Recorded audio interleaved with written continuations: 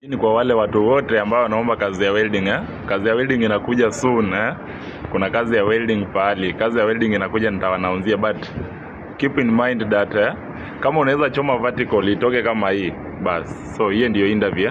Interview lazima ufanye, alafu unafanya na low hydrogen. So kidogo kama wewe ni mtu wa milango nini hizo zile za hiyo ina inakutupa chini mbaya sana, mbaya.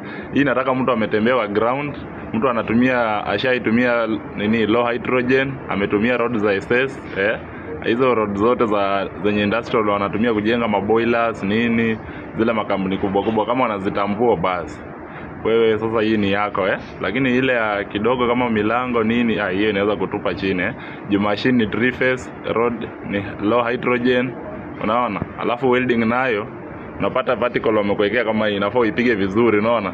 Kama ni flat welding nayo inafaa ipige vizuri hapo overhead nayo same, unaona. So hii ikipatikana kama wewe kidogo umezoea zile zingine, hapa inakupiga chenga, unaona.